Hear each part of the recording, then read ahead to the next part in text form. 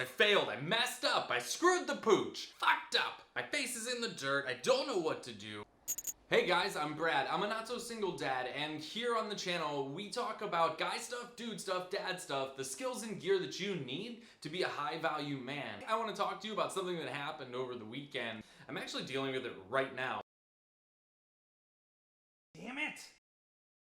No! The Ember Coffee Mug review that I was gonna shoot completely failed.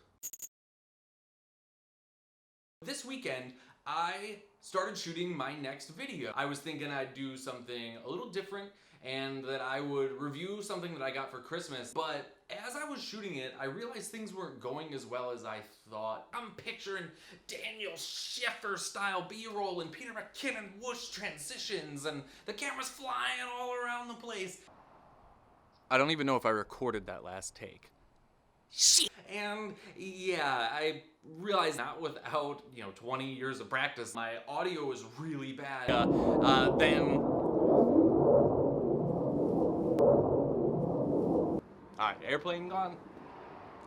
Quiet on the set, mother. The lighting didn't look quite right. My delivery was certainly off. You ever feel like you failed at something? Have you ever felt like you tried really hard or like you did your best, but the outcome still just was not what you needed? I've failed more in my life than I've succeeded, for sure. Now, I have a great job. I have an amazing relationship. I have a great kid, and life's really good. But guys, that took a lot of failure to get here. I mean, my first marriage was a joke. I've been in more bad relationships than I can count. I've been broke, in debt. I have messed up pretty much everything I've ever done in my entire life, but somehow I've still managed to get a career. I have full custody of my little girl. I have an incredibly beautiful, educated, and loving girlfriend. I've decided to kind of retool the whole idea of this video so that maybe you guys can get something out of it. Maybe somebody can walk away from this video and feel better about taking risks to get to their goals, or know what to do if they feel like they're failing. Guys, I promise you at the end, you're still gonna get your Ember Coffee Mug review. As a self-proclaimed expert in the area of failing, I wanted to take you guys with me today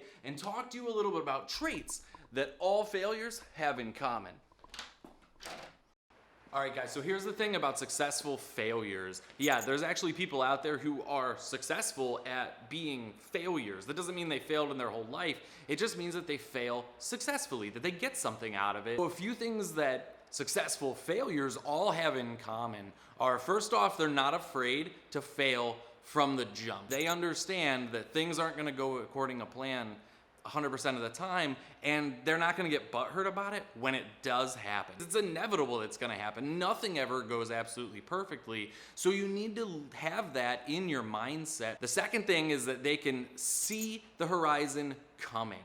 They can tell that what they're currently doing really isn't working. It isn't going to get them to their goal. So what they're going to do is the third thing, and that's they're not afraid to pivot. They're not afraid to change the direction that they're coming at this problem from in order to possibly find a better path to still getting to a similar endpoint. They're prepared to fail again and again and again, and they go into every project fully knowing that there's a high likelihood of failure, and they do it anyway. But the important thing is having their mindset right and not being too set in their ways to get to that end goal.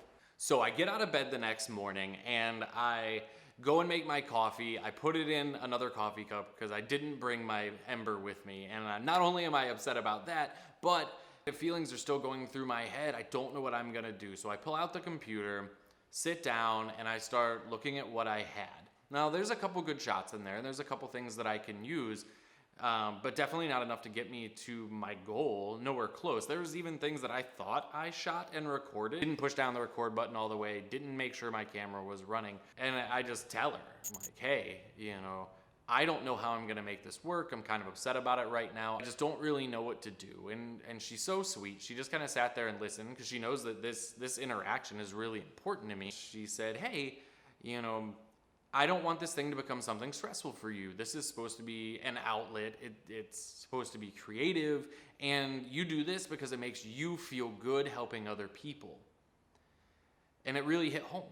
So right there, in just a couple words, Nikki had reminded me of one of the best pieces of advice that I've ever gotten from anybody on any topic whatsoever, and that's that it doesn't matter what you're doing, but while you're doing it, you need to remember your why.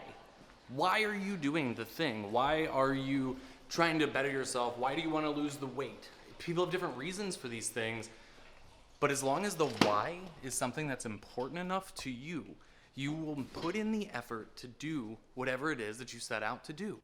With a powerful why, a powerful enough reason, you can choose which direction to pivot. So that's exactly what I did. I decided that since I didn't have enough footage to make a really killer coffee mug review video, that I could take you guys on this journey through kind of how I failed. We can learn a little about failure, and at the end I can still do a small version of the review. So with that, thank you for hanging out this long, guys. We're gonna watch this little review, and you can let me know if you feel like it was a complete failure or if I kind of pulled it off at the end of the day.